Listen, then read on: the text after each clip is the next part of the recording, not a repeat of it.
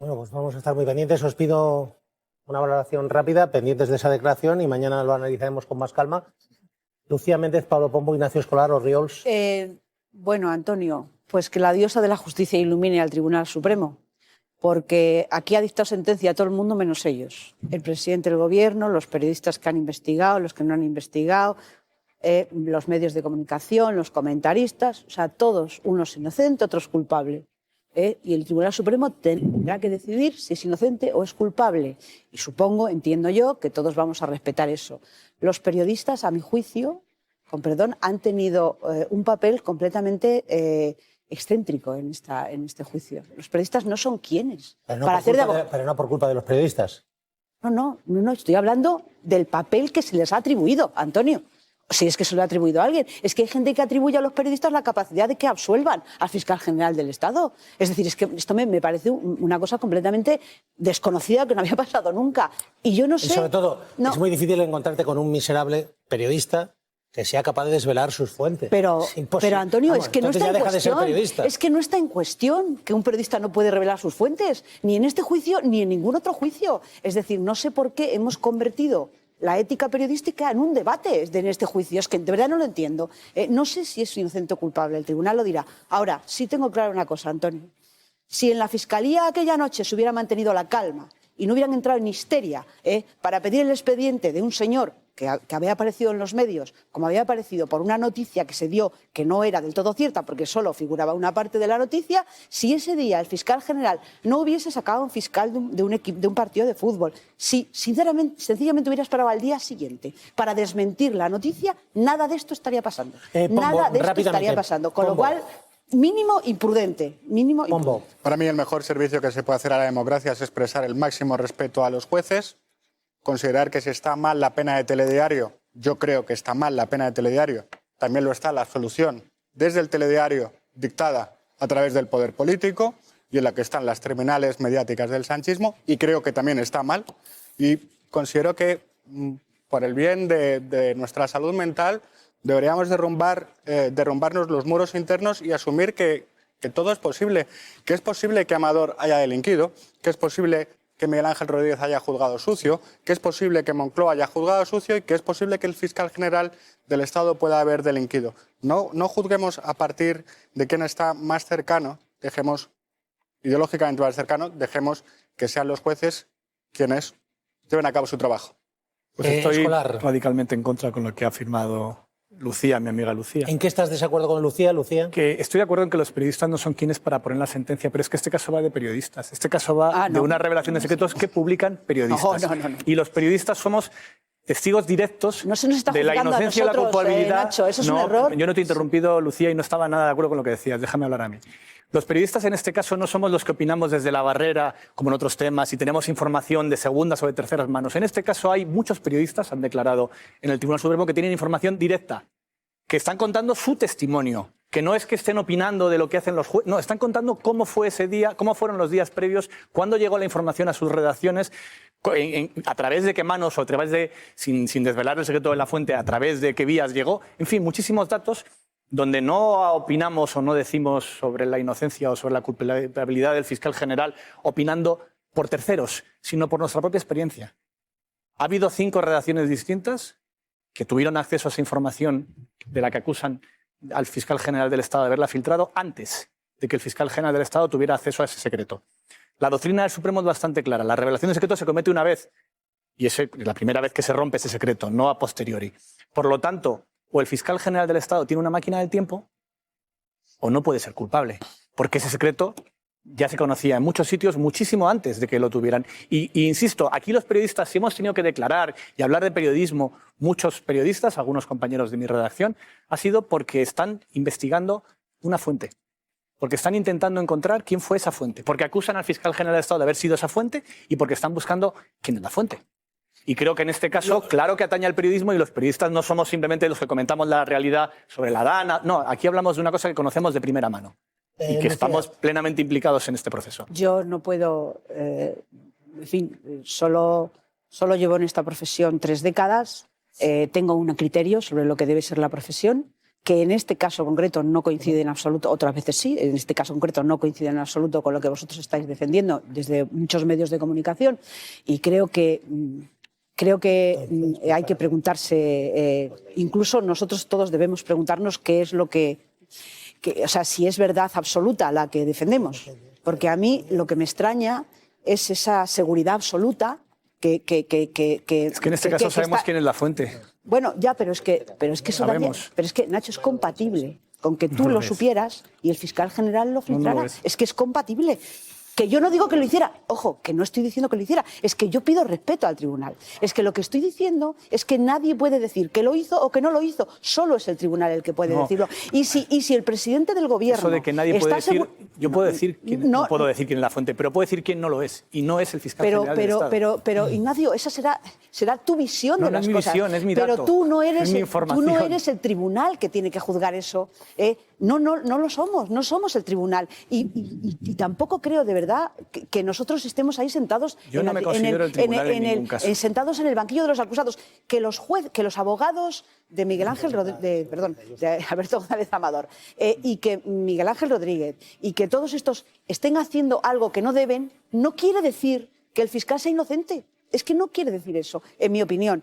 Y creo que todos deberíamos respetar lo que decida el tribunal. Y creo que como ya hemos dictado todo el mundo, todos los medios, no estoy solo refiriéndome a los que defienden la inocencia, también me refiero a los que defienden la culpabilidad, como ya hemos dictado sentencia, cuando llegue la del tribunal, me pregunto qué vamos a decir o qué va a decir el presidente del gobierno. Claro, si le declaran inocente, el presidente dirá lo que yo decía, si le declaran culpable dirá es lawfare por parte del Supremo. No puedo estar de acuerdo contigo porque claro, aquí yo sí sé quién es la fuente, sí lo sé yo, lo saben muchos otros periodistas que han declarado en ese tribunal. Saben perfectamente, y lo han contado allí, a qué hora y cuándo se accedió a esa información.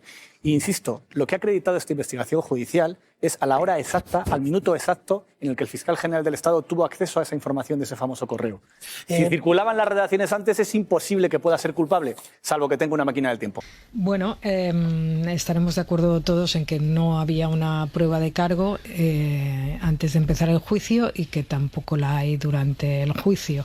Entonces, a partir de ahí, se supone que la única forma de declarar culpable al fiscal general sería a partir de lo que se llama una prueba indiciaria, es decir, varios indicios que señalen en la misma dirección, que es lo que creo que se estaba intentando probar por parte de las acusaciones. Claro, lo que pasa es que un indicio tiene que ser un hecho objetivo, y yo creo que aquí se están tomando sospechas por indicios. Da la impresión un poco, ¿no?, de que hay sospechas del tipo, bueno, pues tenía que ser el fiscal general porque hay una jerarquía y por tanto pues es el fiscal general. Pueden ser muchos fiscales, pero como hay una jerarquía es el fiscal general, ¿no? Deducciones de este tipo, ¿no? Bueno, no sé si será condenado o no será condenado el fiscal general. En cualquier caso, yo creo que es un juicio que marca un antes y un después, tanto si es condenado como si no. Yo creo que aquí alguien va a quedar muy mal. O queda muy mal el fiscal general porque resulta que es condenado y entonces habría que concluir que ha mentido delante de nada menos que del Tribunal Supremo. O queda muy mal el juez instructor que ha llevado todo esto hasta aquí cuando la mayoría de las pruebas y de las circunstancias ya se conocían durante la instrucción, o queda muy mal la Guardia Civil y la UCO, ¿no? La UCO de la Guardia Civil, vaya. En fin, no es un caso menor, aparte de ser inédito, las consecuencias de lo que se pueda decidir por parte del Tribunal Supremo. Garea. Bueno, coincido totalmente con Lola. Yo creo que el juicio no ha avanzado nada sobre lo que ya sabíamos, y es que no hay ninguna prueba que inculpe al fiscal general del Estado, ni material ni testifical, porque hemos oído repetir a los testigos lo mismo que ya habían dicho en la instrucción, y que no había ninguno que reconociera que se lo había filtrado el fiscal y por tanto no podían utilizarse esos testimonios. Digamos que son nulos en el sentido de que no aportan nada inculpatorio y por tanto la acusación es difícil que se pueda mantener. Lola explicaba bien la diferencia entre indicio y prueba. Los indicios se aplican a casos en los que por su naturaleza es imposible obtener pruebas. Por ejemplo, una violación. producen una violación, es muy difícil, o un acoso o similar, en que pueda haber una prueba directa, porque es en un ámbito privado, porque a veces muchas veces no hay marcas ni nada concreto ni material, y por tanto se unen indicios que lleven a demostrar que eso es posible que haya ocurrido. Pero en ese tipo de delitos hay un presunto autor conocido y se trata de ver si él es culpable o no. En este caso no hay un autor, porque como ya hemos comentado y se ha visto, hay muchísimas personas que tenían el correo. Yo no tengo ni la menor idea de si el fiscal general del Estado lo filtró o no, no lo sé, pero creo que es muy difícil sostener en un tribunal como para condenar que Álvaro García fue el que entregó ese documento, ese correo a los periodistas. Yo creo que no hay ningún elemento. Y claro, efectivamente es una situación preocupante la que nos encontramos ahora, porque si no hay condena, y sobre todo después de algunas de las cosas que hemos escuchado y que antes hemos oído de testimonios de hoy, claro, nada menos que se puede poner en cuestión algunas actuaciones de la UCO, repito, la UCO, que es un organismo, una institución, un grupo de personas, un grupo de funcionarios y de guardias civiles que están marcando la agenda política española desde hace meses, y nos encontramos algunas, digámoslo suavemente, grietas en su actuación y desde luego en su deducción del informe, que lo que hacen es tirar para arriba y por deducción decir: si aquí el jefe es el fiscal general del Estado, tiene que ser el fiscal general del Estado quien lo filtra. Eso es peligroso y claro, nos lleva a pensar, o por lo menos a revisar, que otros informes de la UCO, y con esto no estoy poniendo en duda su trabajo ni muchísimo menos, pero sí la posibilidad de que a veces tomemos como verdad absoluta algunas de las cosas que dicen estos informes. Y también puede quedar tocado el Tribunal Supremo, porque es una instrucción que hace un magistrado del Tribunal Supremo, acreditado en su carrera profesional, y que puede haber algunas cosas como aquello que ponía en el auto de culpar al gobierno, cuando rápidamente, sin embargo, en la vista oral, el presidente de la sala ha apartado eso y puede estar en cuestión. Y hacia el otro lado nos podemos encontrar también que en el caso de que haya una condena, insisto, en mi modestísima opinión, que no soy jurista y simplemente leo, escucho y pregunto a personas que pueden saber, pues que no sé si es una condena sin pruebas. Y además, en todo caso, con un cierto conflicto institucional, porque es nada menos que el fiscal general del Estado, y además con un presidente del gobierno que ha dicho que no hay pruebas y que cree que es inocente, y por tanto el conflicto también estaría por ese lado. Sigo diciendo, pese a todo esto, y no es contradictorio, estoy dispuesto a sostenerlo, que quizá Álvaro García tenía que haber dimitido antes de llegar a la vista oral, y no llegar a la vista oral con el atributo y el cargo del fiscal general del Estado, pero creo que eso corresponde a otro día, y de hecho ya hemos hablado de eso. Pero hoy, que acaba el juicio, solo quedan las conclusiones de las partes para mañana, me parece que queda clarísimo que no hay pruebas concretas, ni materiales, ni testificables. A mí me parece muy interesante la imagen muy javoisiana de hacer un juicio para juzgar cómo hemos podido llegar hasta aquí.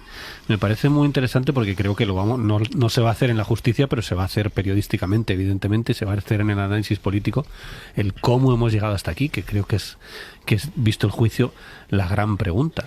Porque escuchando a los responsables de la UCO, realmente bastaba con que hubieran preguntado a una serie de periodistas profesionales cómo funciona el periodismo. No sé si lo sabéis, hay un montón de gente enganchada a este juicio, un montón de gente ajena al periodismo enganchada a este juicio, que está descubriendo muchas cosas de cómo funciona el periodismo gracias a este juicio, porque han ido muchos compañeros allí. Y creo que la UCO debe estar también descubriendo muchas cosas de cómo funciona el periodismo, porque claramente no saben. Porque si la UCO llega a la conclusión de que, como la cadena SER tenía el texto y a la vez sabía que la nota iba a hacer la Fiscalía General iba a hacer una nota, evidentemente tiene que ser la misma fuente. Pero oiga, ¿de verdad nadie le ha explicado a la UCO que trabajamos con varias fuentes cada una de nuestras informaciones? Algo tan sencillo como que tú puedes saber, por un lado, está básico. Claro, a lo mejor los que trabajamos desde hace muchos años en esto lo vemos muy claro, y un señor de la UCO no, pero como haces tú, Fernando, y como hago yo, que no somos juristas, preguntamos a juristas. La UCO, para hablar de una filtración y para entender una filtración, podía haber preguntado un poco a periodistas cómo funciona. Oiga, ¿es perfectamente posible? No. En el 99,9% de las informaciones relevantes que se publican en este país no hay una sola fuente. Porque claramente, por eso tardamos tanto, por eso es otra gente que se está sorprendiendo. Y si lo tenían, ¿por qué no lo publicaron? Pues porque hablamos con muchas fuentes, porque queremos confirmar. Yo recuerdo los papeles de Bárcenas, los teníamos bastante antes y tardamos un montón en publicar. ¿Por qué? Porque hay que confirmar un montón de cosas, hay que hablar con un montón de gente, estar súper seguro de que los papeles son adecuados. En fin, estas cosas que está descubriendo mucha gente al ver el juicio, me parece increíble que la UCO no lo sepa. Que puedes tener 2, 3, 4 y hasta 5 fuentes para una información tan delicada como esa, y que claramente Campos no tenía una sola, como no la tiene nadie, como no la tenía José Manuel Romero, como no la tenía José Precedo. Evidentemente todo el mundo tiene varias fuentes. Yo estoy alucinado, y ya el hecho de que le pregunte la abogada del Estado, le pregunte, oiga, ¿y ustedes miraron a ver si podía haber sido alguno de los otros 600? No, bueno, es que eso no lo hemos mirado. Oiga, es que es el elemento central. No hacemos investigaciones. Pero si es que es el elemento central que se discute en este juicio, yo de verdad estoy desconcertado. De hecho, por eso que dices, es un delito que es muy difícil de probar, y por eso podríamos decir que casi nunca se condena a nadie. Un delito Yo me atrevo a decir que no ha habido ninguna condena. Es que no ha habido ninguna condena. Es un delito condena. imposible. Pues teóricamente... Claro. Por eso no se suele investigar y no se llega nunca a juicio. Claro. Teóricamente, cada vez que se publica algo de un sumario declarado secreto, se está vulnerando una norma y, por tanto... miles de juicios. Claro. Eso no quita que creo que es importante decir que no es equiparable esta filtración, o la publicación, mejor dicho, de este correo con la publicación de otras cosas que se filtran habitualmente, y que de hecho de eso vivimos los periodistas. Pero la dificultad de saberlo es parecida. Déjame que diga, porque en este caso, efectivamente, en este caso afecta al derecho de una persona que, aunque sea el novio de Ayuso o sea Bin Laden, tiene unos derechos fundamentales que hay que proteger, y uno de los derechos fundamentales que está súper protegido es la conversación que se produce entre un abogado y un fiscal para... Fernando, perdona, te corrijo una cosa. Bien, todas las filtraciones afectan a derechos, porque no casi siempre filtramos conversaciones de WhatsApp, filtramos, No exactamente. Todas son delicadas. No exactamente. Y no llegan a juicio. Entre otras muchas cosas, porque luego todas esas se levantan sumario y se van a ver. No es lo mismo, no es equiparable, ¿vale? Esto se iba a ver también. Digo, no. Hombre, esto en el juicio... si no hay acuerdo, no. Lola mete cuchara cuando quiera. Durante el juicio se habría visto. Que en el juicio no es invocable el acuerdo cuando no se ha cerrado el acuerdo. No se puede utilizar para condenar a nadie ni para decir a alguien. Con esto no estoy... De hecho, tienen que operar como si esas negociaciones no hubiesen existido. Que en este caso se acaba investigando, y se acaba investigando hasta el final, en buena parte porque es el novio de Ayuso. Quiero decir, si fuera una filtración sobre mi declaración de la renta, ya os aseguro que nadie investiga nada, ni va un fiscal general ante un tribunal supremo. Quiero decir, tiene... Por supuesto, es el derecho fundamental del novio de Ayuso a que sus datos no se filtren, es así, pero ¿cuántas filtraciones nos hemos encontrado que se desvelan datos particulares porque tienen una relevancia política? Otra cosa es que discutamos si este caso tiene una relevancia política y pública o no, pero filtraciones en las que se revelan datos de personas que en principio estás atentando contra su derecho a proteger esos datos, eso se produce constantemente, en todos los diarios. No exactamente, pero con esto no estoy justificando que haya juicio, todo lo contrario, que quede claro, ¿vale? Porque desde el principio he dicho que no hay ninguna posibilidad de demostrar ni quién es el autor ni de qué forma se produjo esa filtración, que es el caso. Es decir, y además ni lo va a admitir quien lo filtró, ni lo va a admitir quien ha recibido la filtración. Luego es un delito imposible porque prácticamente no tiene medio de prueba. Pero todo esto que estás diciendo, Fernando, lo sabe perfectamente el juez Hurtado y lo sabe la UCO desde que se pusieron a mirar este caso. Por eso decía que el problema es si esto nos hace poner un foco que creo que es peligroso institucionalmente, no digo que no sea necesario, nada menos que sobre la UCO y sobre el Tribunal Supremo. Es que es lo increíble es haber llegado hasta aquí, por eso vuelvo a la idea de cómo hemos podido llegar hasta aquí y cómo la UCO, con efectivamente la importancia que tiene la sensibilidad de los casos de corrupción que afectan al gobierno, que afectan a la oposición, que lo juzga todo, que lo investiga todo, lo más delicado. ¿Cómo es posible que la UCO y el Tribunal Supremo, que también juzga los casos de corrupción más sensibles de la historia de España, la Sala de lo Penal, cómo es posible que esas dos pedazos de instituciones no hayan visto que esto era un caso terriblemente sensible y que tenían que mirárselo muy bien antes? El juez Hurtado avalado por la Sala. Sí, esto ya creo que afecta a todo el Supremo. Claro, le podían haber parado. Lola. No, a mí también me parece que poniéndome un poco en la piel de un ciudadano corriente, también es un poco curioso que tengamos nada menos que al fiscal general ante el Tribunal Supremo por este caso, que no deja de ser la cortina de humo que lanzó el asesor de la presidenta de la Comunidad de Madrid para que no se hablara del fraude de su pareja. Sobre el que sí hay muchos elementos de prueba. Sí, y sobre el que todavía no ha habido juicio, ¿no? Ahora se está en la última fase, pero todavía no ha habido juicio. Lo digo porque, no sé, se está investigando también a la mujer del presidente por una presunta malversación, por utilizar, en principio, supuestamente, medios de la Moncloa para fines particulares, y también vimos el otro día a Miguel Ángel Rodríguez, asesor de la presidenta, pues explicar sin ningún rubor que él utiliza, pues eso, los medios y el tiempo pagado por la Comunidad de Madrid para defender a su pareja y para difundir determinados mensajes que además son falsos entre los periodistas. A mí también me parece eso una malversación. Quiero decir, hay un montón de cosas que rodean a todo esto que son, para un ciudadano normal, son extrañas, ¿no? Porque dices, bueno, y tanta prisa se han dado en juzgar esto, tanto esfuerzo, y al otro no.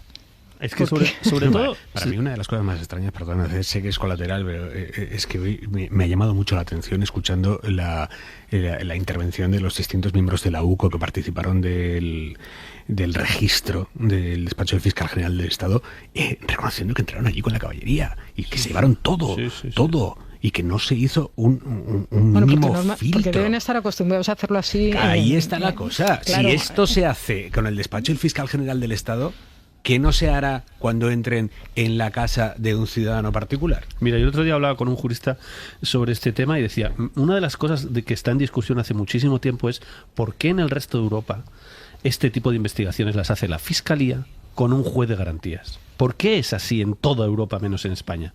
Pues porque cuando la Fiscalía toma una decisión excesiva, en este caso voy a ir al despacho del fiscal, en el caso de que hubiera una investigación de la Fiscalía, como es en Italia, como es en Francia, como es en Alemania, ¿qué habría pasado en este caso? La Fiscalía dice, quiero ir al fiscal general. Y el juez de garantías, que para eso está, en el instante, no después, no ex post, porque aquí es ex post. Ex post la sala te dice lo has hecho mal, en este caso. Pero el juez de instrucción tiene una libertad total y dice, para adelante, la Guardia Civil que se presente en el despacho del fiscal.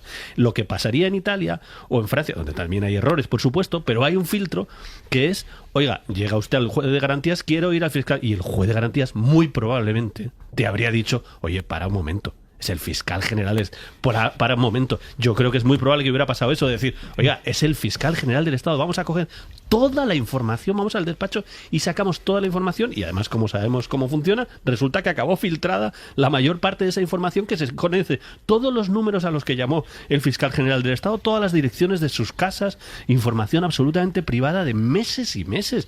Es una cosa...